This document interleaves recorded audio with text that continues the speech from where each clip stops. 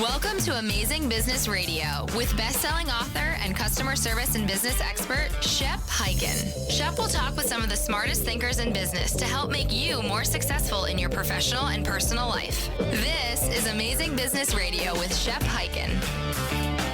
Hello, everybody. It's Shep Hyken. We're back with another episode of Amazing Business Radio. And this time, I am very excited to bring back, I believe for the third time, Tiffani Bova, who is not just a wonderful business person, but also the author of a number of books. And this most recent book is The Experience Mindset, Changing the Way You Think About Growth. We're going to be talking about that. She has quite a bit to share. Before we get into that, a couple of announcements.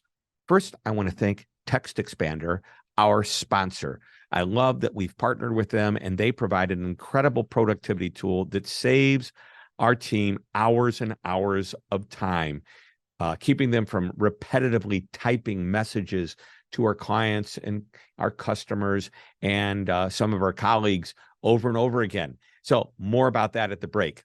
And if it is a question, please use the hashtag AskShep to make sure that I see it, and I promise I will answer it there in the social channel, here on this show, in my newsletter, or on my TV show, which is Be Amazing or Go Home. And you can get episodes and watch them on Amazon Prime, Apple TV, Roku, and you can just find them at beamazing.tv. That's beamazing.tv. All right, let's get into our interview. Tiffany, welcome to the show.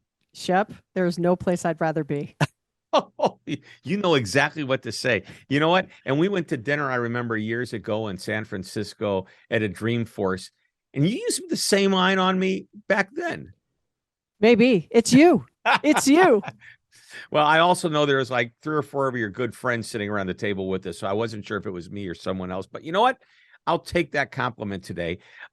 You are the strategic growth evangelist at Salesforce, and I love their titles. I mean, they have some amazing titles, but let's start with, what does the global growth evangelist at Salesforce do?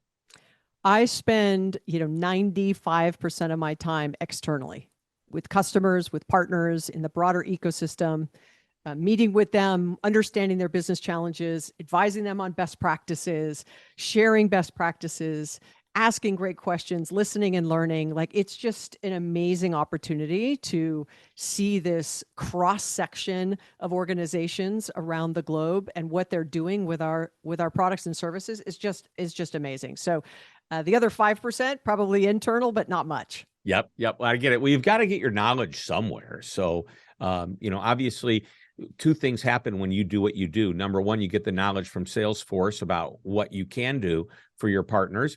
And number 2, hanging out with all those great clients and companies who I refer to as partners gives you an opportunity to learn a vast amount of multiple ways companies are successful and maybe not so successful. So pretty cool job. One day I want to grow up to be Tiffany. Yeah, I got to tell you, it's a great gig. Love what Yep. I get to do every day. Yeah. So I think this is the 3rd time you've been on our show. Yeah. The first time was just like, I got to know you. The second time was when your last book, Growth IQ, came out, about 3 years ago or so? 2018. Oh, Crazy. wow. Yeah. 4+ years ago. Yeah. And now you have a new book, The Experience Mindset, Changing the Way You Think About Growth. If you're listening to this show the day it comes out, today is the day the book is released. And I'm excited that we're talking about it. The first thing I noticed is you hit a topic that's really near and dear to my heart, and that is the whole idea that the employee experience, the EX, needs to be in tandem, or maybe even come before CX, the customer experience. So why don't we start with, what's the book about, and let's tie it to that theme if we can, because I think that's really what it is all about. Yeah, sure. So, in full kind of, we're amongst friends here, and having this conversation, I'm going to go back a little bit in time.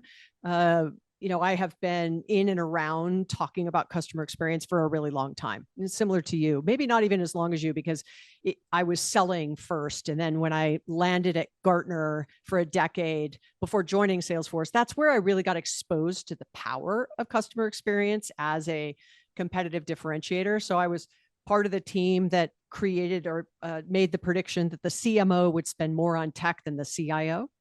And everyone thought we were crazy. And, Salesforce, SAP, Oracle, Microsoft, everyone went out and bought, technologies to get into that marketing technology stack. But I had been in that marketing technology stack since 2001. I was a Eloqua's beta client, literally. And so I had kind of watched things transpire. And so in my first book, Growth IQ, it was 10 paths to growth. The very first path was customer experience. Live and die on the hill of your customer. And that's why you were on the show. Right. And it was the customer should be at the center of all your decisions. They are your true north. Like that is what it's all about. And then there were obviously 9 other growth paths, but I missed employee experience almost entirely in the book. I said it, but I didn't give it nearly as much attention as I needed to. And so fast forward, it was probably 4 years ago. I was standing on stage at an event in Vancouver, Canada.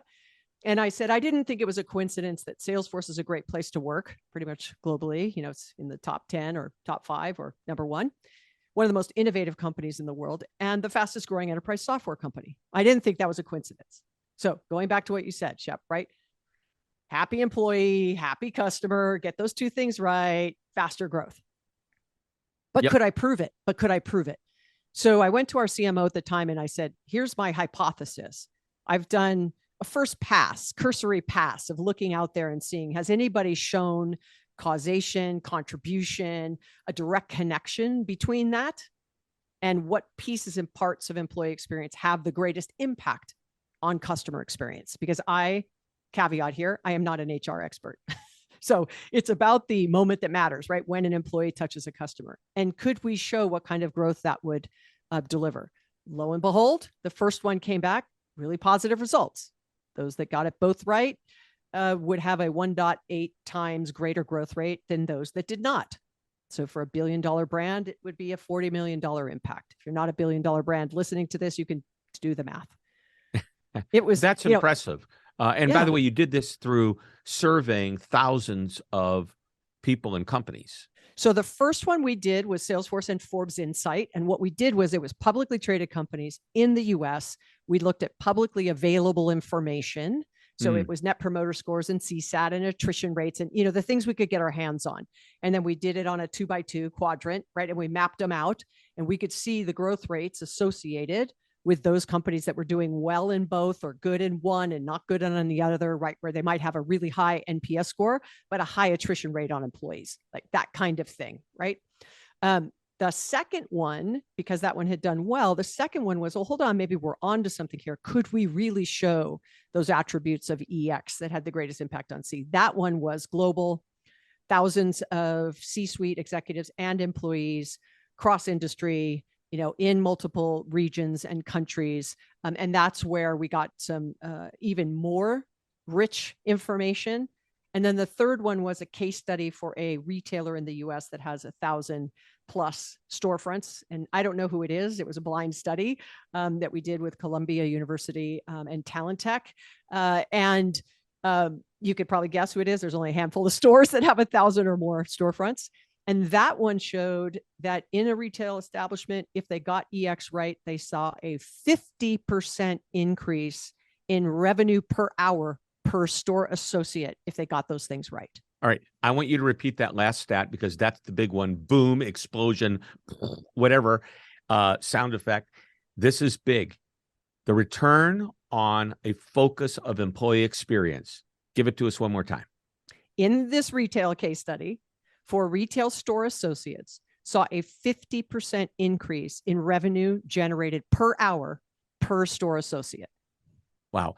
And what do you think? I know this is probably, I don't know if you can answer this question, but okay. What do you think the investment above and beyond a typical employee experience might be? What percentage do you need to think about? Is it just you invest 2% more per employee, 1% more? Is there a number we can attribute to this, or is it really building a culture that's focused on it? It's not so much what you spend, it's how you act.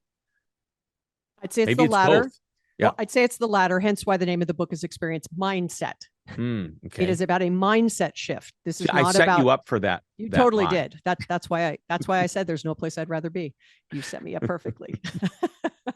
So It is not by the way, this is not customer should be first and employees second, or employees should be first and customers should be second.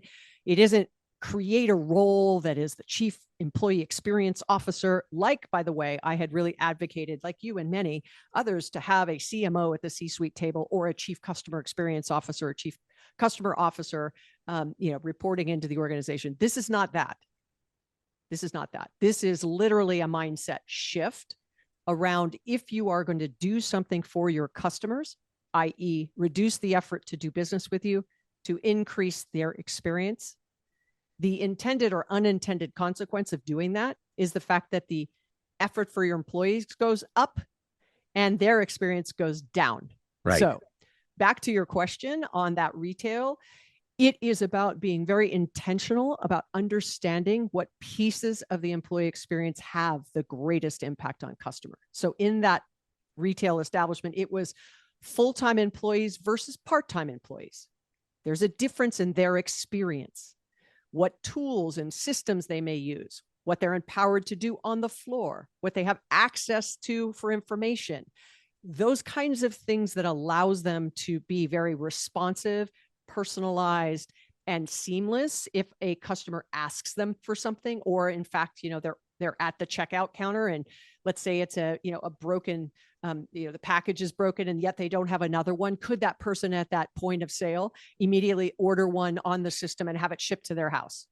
Something like that, right? That would increase revenue for that checkout, right? That checkout storefront person. And it would deliver this great experience for the customer. Like, it was not disruptive, but how many retail, cashiers have the ability to do that? Or did they say, and it needs to be easy. Go online. And it should be very easy. I won't tell you the name of the brand, but their initials were Costco. And I was just there with my wife and we were getting ready to pick out a kitchen appliance. And the guy pulls out, he didn't have what we were looking for on the floor. So he pulled out an iPad and right there on the spot, we ordered it. You know how good I felt about him? And you know how great he felt about making me happy? It was obvious. It was mutual love. And I think that's what you're talking about. I have a very provocative question. And what I'm going to do is set the question up, and then we're going to take a break and come back, and you're going to give me the answer. Because in the book, you blame today's emphasis on customer experience for contributing to the great resignation, some of which for the reasons you just mentioned, but I'm sure there's more. The quiet quitting that we've all been talking about, and other unfortunate workforce trends that are happening and taking place because companies spend too much time not focusing on employees and just on customers. Let's talk about that when we come back. We are talking with Tiffani Bova, who is the author of the brand new book, The Experience Mindset. Get it today at Amazon, and don't go away. We're coming right back with the answer to that question. Let's talk about Text Expander, a tool that allows your team to eliminate repetitive typing with just a few keystrokes. Anything you type over and over, such as customer responses, will be at your team's fingertips, so they have the power to do what they do best, just faster. Quickly reply to emails and chats from a library of responses that you create, completing answers to common questions and issues. Your entire team stays on the same page with the same common responses that can be personalized on the fly. And it's simple to use. Type commonly used content into a text expander snippet and give it an abbreviation of just a few letters and symbols. Share the snippet with the team. When you type the abbreviation, it triggers the snippet and the content expands anywhere you type, including email, chat, or social media. It's that easy. Just go to www.textexpander.com to learn more about this amazing and productive tool. Sign up for a year and get 20% off. You're listening to Amazing Business Radio with best-selling author and customer service and business expert, Shep Hyken. We're back on Amazing Business Radio talking with the amazing Tiffani Bova, and we are talking about the experience mindset. And I set up the question. Tiffani blames the great resignation and quiet quitting and other negative workforce trends on the fact that companies are focused on customers. And I would say they're probably focused on just customers, but let's take that and roll with it. Yeah, I would say the clarification is necessary, right? I'd say they've over pivoted to customer experience at the expense of all else. It's Yeah, not that, I love that word pivot. Everybody says you have to pivot. Like during the pandemic, oh, you must pivot. Well, when you pivot, what do? You turn your back on something because you turn. So I would say you need to be flexible. But in this case, the mistake was they actually did pivot and turn their back on their employees, not meaning to do so, I'm sure. correct. But that's what happened. Yeah, I'd say that over the last few decades, we've gotten very good at understanding what drives good customer experience. There are metrics supporting it. There are teams, there are executives. And what we found when we did the research was nobody owns employee experience. Nobody owns it. Now you could say everybody owns it, like you could say everybody owns customer experience, but you do need somebody who's paying attention to the strategy. Now, remember, I said this was not about creating a role or a group. This is not about budget and headcount and sphere of influence and control. This is about shifting the mindset. So when you make decisions that impact your customer, I want you to pause for a second and then say, what is the intended or unintended consequence to our employees? And then you might be able to say, hold on, if we do this for employees, like we've offered video conferencing into customer service, but what you didn't do was you didn't train your call center or you didn't staff up appropriately.